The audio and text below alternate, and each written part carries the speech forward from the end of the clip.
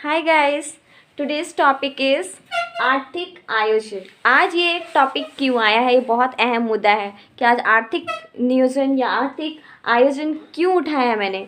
चलिए देखते हैं। क्योंकि हमारा इंडिया आज पॉपुलेशन के मायने पे चाइना को फेल कर दिया और बड़ी अर्थव्यवस्था में मात्र 5वीं में है टक्कर। उसको पहला में होना चाहिए था, क्योंकि जब पॉपुलेशन कंट्रोल नहीं कर पा रहा है तो आर्थिक में टॉप क्यों नहीं किया।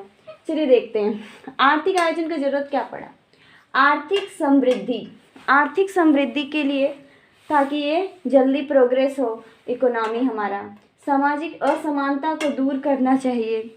समाज में जो भी भेदभाव हो रहा है उसको दूर करने के लिए गरीबी का निवारण होना चाहिए। गरीबी का निवारण करने के लिए आर्थिक आयोजन का गठन हुआ और रोजगार के अवसरों को वृद्धि करने के लिए। और सबसे पहले ये तो उद्देश्य है आर्थिक आयोजन का। और सबसे पहले विश्वेश्वरैया ने अपनी पुस्तक में कहा कि प्लान्ड इकोनॉमी फॉर इंडिया 1934 में उन्होंने प्लान्ड इकोनॉमी फॉर इंडिया के लिए विश्वेश्वरैया ने अपना पुस्तक में सब कुछ वर्णन किया। और 1938 में अखिल भारतीय कांग्रेस ने मांग की कि आर्थिक आयोजन होना चाहिए। 1944 में उद्योगपतियों ने बम्बई योजना का प्रयास किया, उसके माध्यम से बम्बई योजना बनाया 1944 में और आर्थिक आयोजन का गठन किया। 1947 में पंडित जवाहरलाल नेहरू जी ने अपनी अध्यक्षता की और आर्थिक आयोजन का गठन किया। और 15 मार्च 1950 को योजना आयोग का गठन हुआ। मीन्स जब हमारा संविधान लागू हुआ तो उसी टाइम 26 जनवरी को लागू हुआ और ये 15 मार्च को योजना आयोग के रूप में बदल गया आर्थिक आयोजन। और गैर संवैधानिक और परामर्शदात्री निकाय के रूप में ये जाना जाने लगा।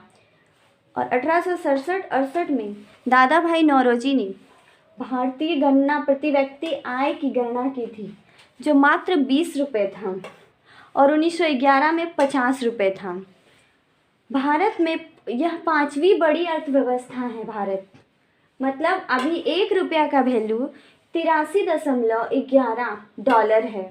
मतलब 1 रुपया का वैल्यू इतना गिरा दिया है, 83 इतना डॉलर है। मतलब विदेश में जाके जो लोग काम कर रहे हैं वो लोग तो बल्ले बल्ले है भाई, भारत की महंगाई बढ़ा रहे वो लोग, लेकिन भारत का रुपया का वैल्यू बड़े कम हो गया है, एकदम गिरावट हो गया है। $83.11 मतलब $100 आप कमाइए तो 8,000 रुपया लगभग होगा।